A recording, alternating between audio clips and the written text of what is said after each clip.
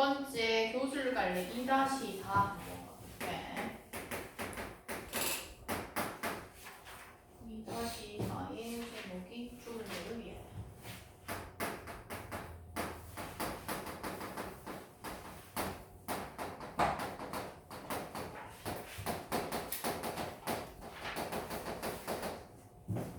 자, 먼저 하기 전에 교수를 갈래 간다. 개념에 보면 작가가 경험하고 생각한 내용과 그로부터 얻은 깨달음이나 통찰을 글로 표현하는 문학 양식이다 라고 얘기가 되어 있네. 그래서 우리가 보통 이 교수를 갈래라고 얘기를 하면 우리가 중학교 때 배웠던 수필 생각하면 된다. 그렇기 때문에 경험한 거, 그지? 이미 경험한 것을 바탕으로 얻은 깨달음이나 교훈 이런 것을 우리는 교수를 갈래의 특징이다 라고 얘기를 하지. 특성에 봤더니 자신의 이야기를 직접 독자에게 전달한다. 비교적 자유로운 형식이다 라고 얘기하고 있지. 그 외에 여기서 교수를 갈래 우리가 특징을 한번 살펴보면 일단 얘는 경험을 바탕으로 하는 거기 때문에 전문 작가가 아니어도 돼. 그래서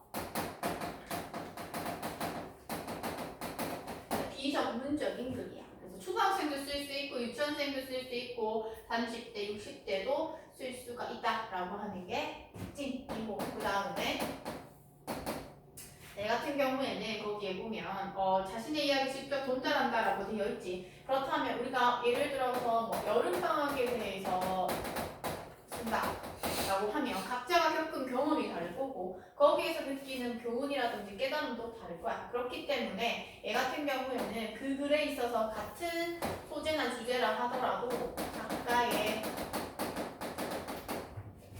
그래서 개성이 돋보인다라고 볼 수가 있고 그리고 또 작가가 겪는 것도 다르기 때문에 소재가 다양해. 그래서 뭐 어제 햄버거 먹은 거가 소재가 될 수가 있고 오늘 학원에서 수업한 것도 소재가 될 수가 있어. 그래서 우리는 다양한 소재가 글감이 될 수 있다라고 볼 수가 있고 이것을 조금 어려운 말로 보면 신변잡기적이다라고 하는 용어가 또 나올 수가 있어. 신변잡기적이다. 그 다음에 비교적 다른 뭐 소설이나 이것에 비해서 형식이 자유롭다 이렇게 나올 수도 있고 같은 말로 무형식의 문학이다 이렇게 나올 수가 있어.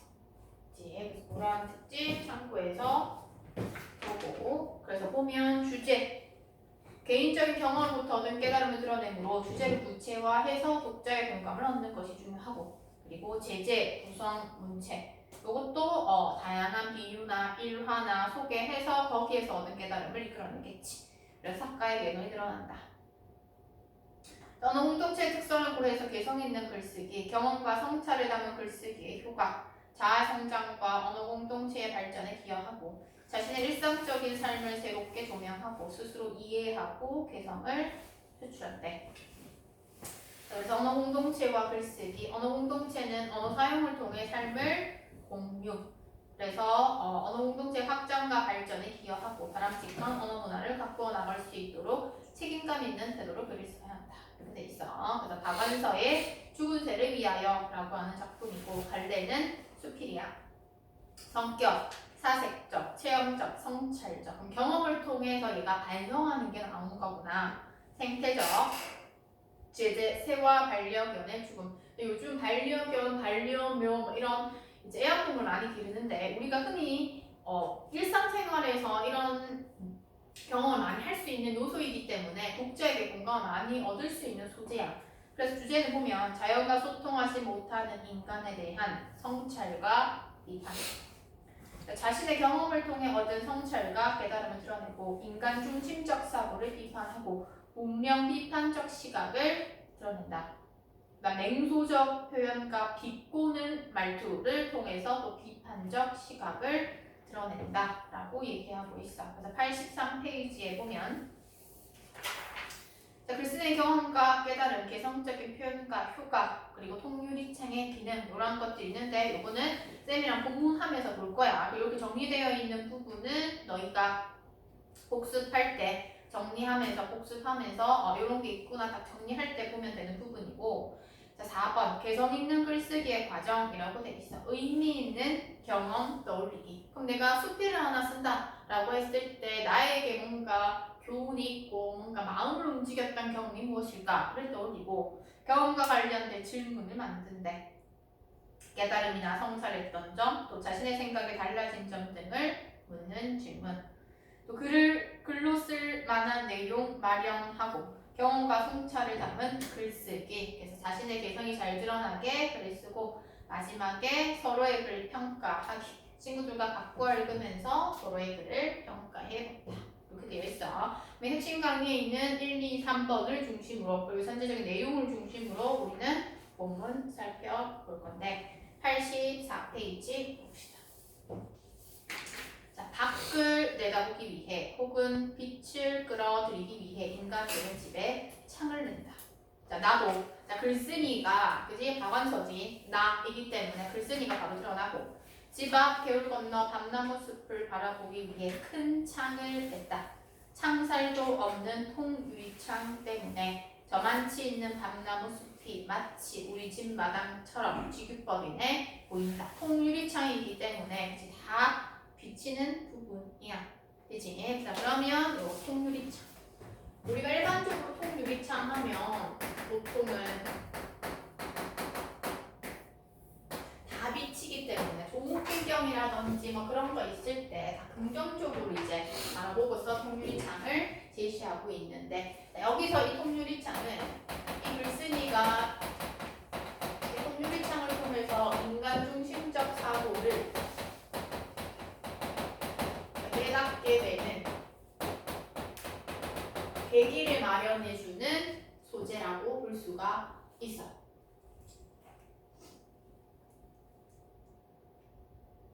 또 자신이 자연과 뭐 괴리 떨어진 채 살아가고 있구나 라고 하는 그치? 그 계기도 제시해 주지. 자, 그러면서 유리창은 이렇게 경치를 보는데 편리한 것인 줄만 알았지. 유리창을 통해 경치가 집 안으로 돌아올 수 있다는 건 미처 몰랐다. 그래서 비치기 때문에 그 경치가 유리창 안으로 들어오는 부분이야. 자, 이 문단에서는 이제 이 유리창에 부딪혀 죽은 새를 목격한 경험을 얘기한다. 새벽에 눈을 뜬 지 채 5분도 안 되어서였다. 딱 하는 생나무까지 부러지는 소리와 함께 맹렬한 속도로 날아온 새가 유리창에 부딪히면서 땅으로 떨어졌다. 나도 모르게 비명을 지르며 밖으로 뛰어나가 보니 목뼈가 부러져 즉사한 새가 창밖에 널브러져 있었고 부부였을까. 한마디도 아닌 두 마리였고 무슨 새인지 이름은 알 수 없었다. 크기는 참새보다는 비둘기에 가까웠지만 깃털은 참새와 비슷했다. 그래서 그 유리창에 딱 부딪히는 것을 목격했어. 작년에도 유리창에 부딪혀 새가 직사한 불상사가 2번이나 있었기 때문에 한 번이 아니야. 새가 왜 그런 실수를 하는지 알고 있다. 왜 실수하냐 하면 자, 밖에서 유리창 안을 들여다보면 앞산이 그대로 비치고 그러면 낮에는 안의 사물들과 겹쳐 보이지만 해 뜨기 전 어둑신한 새벽녘이 되면 유리 속은 더 어둡기 때문에 도리어 그 안에 비친 앞산은 실물보다 훨씬 깊고 신비한 신상유곡처럼 보이는 것이다. 그렇기 때문에 이 새가 이게 유리창 안인지 밖인지 구분 못했다는 거야. 새가 속은 것이다. 그리고 나는 새를 속여 먹은 것이다. 자, 그러면서 관련다. 산에 덫을 놓아 소리나 멧돼지, 오소리나 멧돼지, 산토끼 등을 닥치는 대로 사냥해 그 간을 내먹고 피를 빼는 인간들한테 분노하고 치를 떨기 시작한 나한테 있을까까지 갈로 닦고 뭐하는가 부끄러움을 느끼는 거야. 자기가 막 치를 떨고 했는데 자기도 그 새를 죽이고 있는 속여먹고 있는 거야. 그래서 거기다가 부끄러움 정도 적어두고 그러면서 밑에 자괴심, 밑줄, 자기 스스로 괴로워하는 심리야. 난 아차산 골짜기에 이 집을 새로 지을 때 자연 친화적인 집을 지으려고 했었고 높게 짓지 않으려고 했고 외벽도 흙벽의 부드러운 질감을 닮은 마감재를 썼고 황토색과 초가지분 빛깔의 중간쯤 되는 부드러운 색으로 칠했다. 왜? 얘는 자연을 좀 추구하는 그러한 성향이 있었기 때문에. 근데 뭐라 그래? 자연 친화적 좋아하네. 이렇게 얘기하고 있어. 거기다가 밑줄. 거기에서는 인간 중심적 사고를 비판하는 그치? 비판하는 부분이고 그리고 아유 좋아하네 라고 하는 거 비꼬는 거야. 그치? 되게 냉소적으로 자기 자신에 대해서 얘기를 하지. 창살 돕는 토은 유리창을 어쩔 것인가? 자연의 일부인 인간 이렇게 자연을 무자비하게 파괴하고 착취하다 보면 결국 인간도 살아남지 못하리라. 이렇게 너스레를 떠는 것을 초목이나 짐승이 산짐승이 알아듣는다면 그러면 인간 우월주의 아마 구역질이 날 것이다. 자연과 문명은 어차피 적대적인 것 아닐까라고 얘기를 하네. 너스레를 떠는 것도 뭐지? 인간 중심적 사고예요. 그래서 얘는 오히려 자연 친화적 삶을 살려고 노력했으나 생각을 해보니 자기가 위선이었구나. 그렇지 않았구나. 깨닫고 반성하는 부분이 84페이지에 제시가 돼.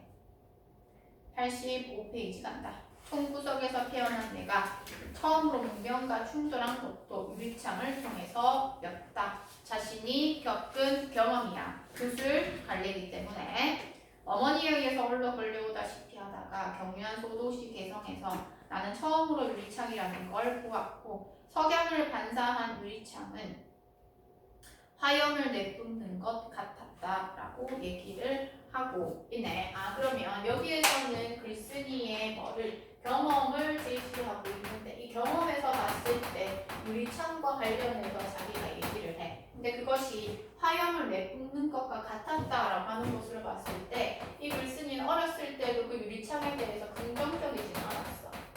그지? 부정적 입장 보이고 난 비병을 지르며 엄마 치마꼬리에 매달렸고 그 전부터 나에게 유리와 불의 이미지는 따로가 아니었다. 오빠가 읍내 소학교에 다닐 때 학교에서 받아온 학용품 중 파견이 내가 난생 처음 본 유리였다. 하필이면 그 볼록한 유리의 쓸모가 불을 만드는 거라니. 그래서 그 유리창에 대해서 부정적이고 또 거부감도 가지고 그치? 그런 부분이야. 화경을 통해 까만 종이 위에 햇빛을 모으며 연기가 모락모락나면서 타들어가 구멍이 생겼고 그걸 가지고 어른 몰래 장난을 치다가 집더미에 불이 옮겨붙어 집을 태울 뻔한 일이 있었다. 그 무섭고 불길한 물건, 그지? 무섭고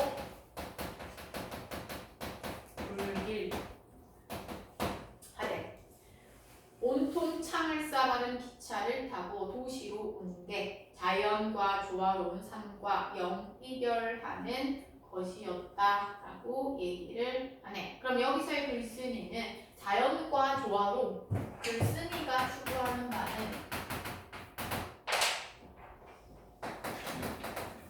자연과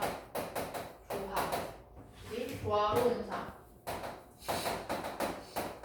추구하는 것. 추구하는 건데 그것은 그 조화로운 삶과 영이별하는 것이었다. 이렇게 얘기했기 때문에 글쓴이가 생각하는 그 자연과의 올바른 관계 또 추구하는 관계는 조화로운 삶을 살아가는 것이구나.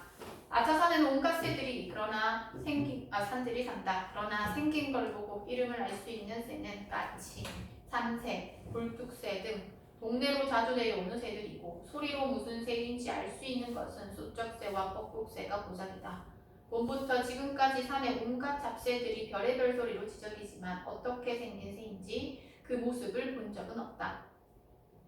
나는 혜경이랑 산에 갈 때마다 새소리에 홀린 나머지 죽어서 무언가로 태어날 수만 있다면 새로 태어나고 싶다는 소리를 여러 번 했다. 이것도 인간중심적 사고야.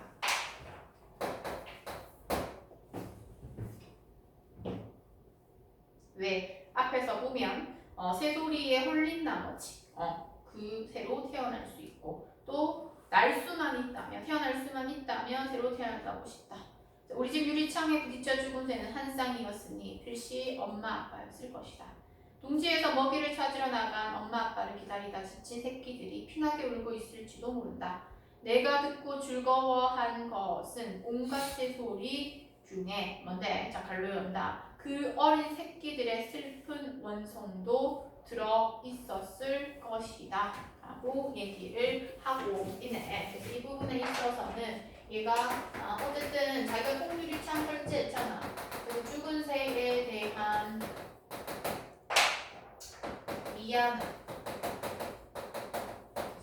미안함이 있을 것이고 또 죄책감도 있을 것이야. 또 죽은 새가 어미 아빠였다라고 얘기했는데 여기서는 그 어린 새끼들의 슬픈 원성이라고 되어 있지. 그러면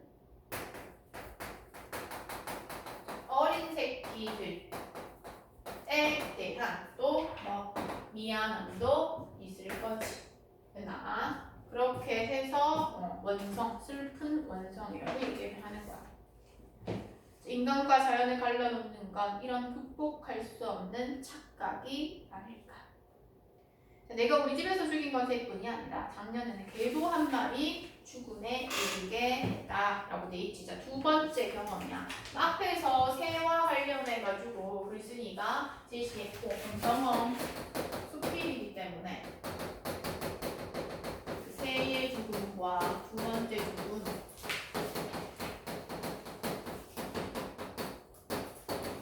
두 가지의 경험 제시하고 있어. 그러면 그 똘똘이라는 요크셔티리어 종의 개인데 원래 딸내가 아파트 안에서 밀던 거였다. 딸내 식구들은 우리 집에 올 때면 꼭 개를 데리고 왔고 딸의 말인즉슨 똘똘이가 산을 좋아한다는 거다. 아차 산을 가자는 소리만 나오면 길이길이 뛰기 때문에 미리 말하면 안 된다고 했다.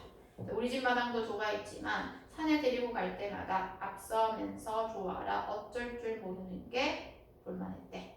그러면서 공중으로 한 길은 솟구쳐 몸을 회오리 바람처럼 선화시키면서 온몸으로 기쁨을 표시했다라고 하는 거 있지. 이것도 이건 독일적 사고야.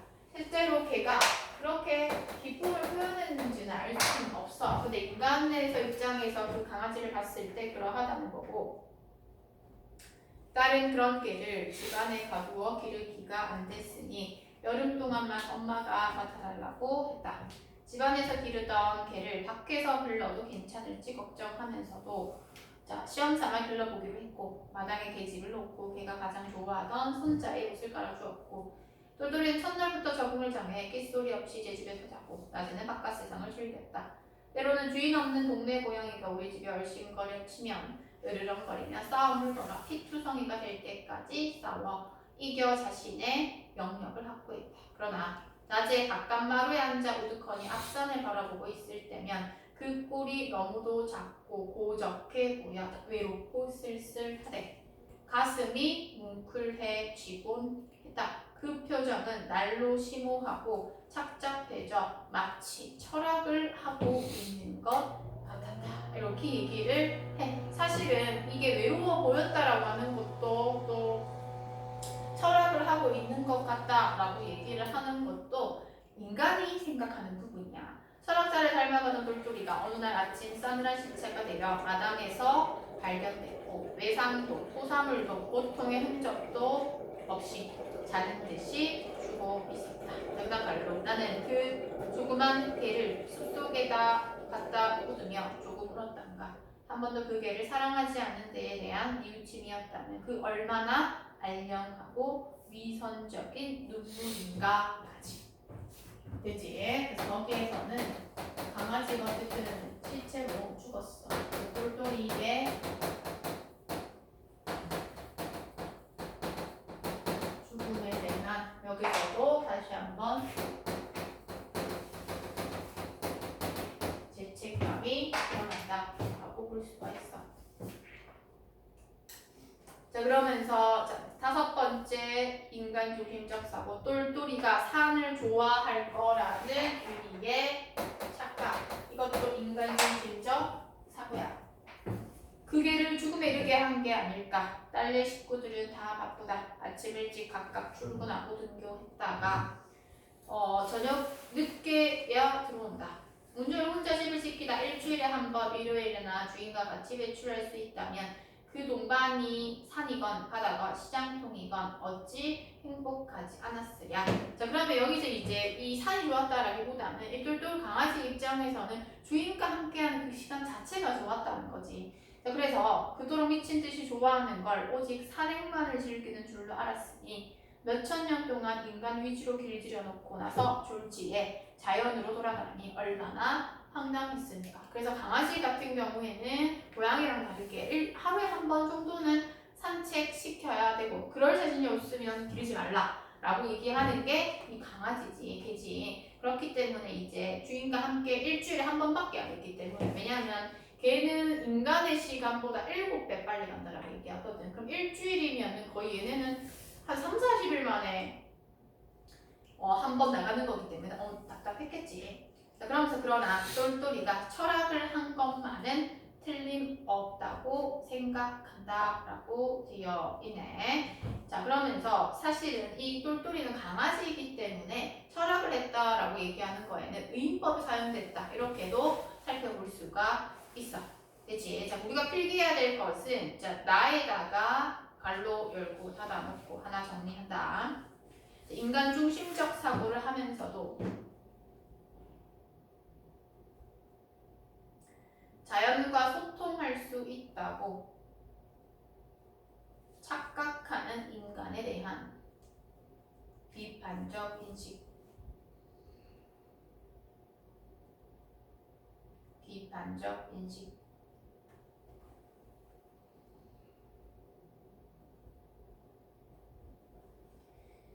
인간이라는 족속이 즐기는 착각에 대해 자연하고도 인간하고도 소통이 불가능해진 자신의 운명에 대해 생각하고 또 생각했을 것이다 라고 얘기가 되어 있네. 그러면 이 여기 나와 있는 이 강아지 똘똘이의 입장에 있어서는 자신의 운명에 대해서 생각하고 또 생각했을 것이다 라고 얘기를 하는 부분이야. 그렇다면 이 똘똘이는 자연에서도 대로 다니지 또 주인과 소통하거나 또는 함께하지도 못했어. 그치? 그 강아지 입장에서 생각해 본 거야. 그래서 그것에 대해서 운명에 대해서 생각해고 생각했을 것이래. 인간이 개똥철학이라고 비웃건 말건이라고 하면서 마무리가 된다. 되지. 얘는 수필이라서 내용상으로는 별로 어려운 게 없어. 되지. 오늘 설명은 여기까지.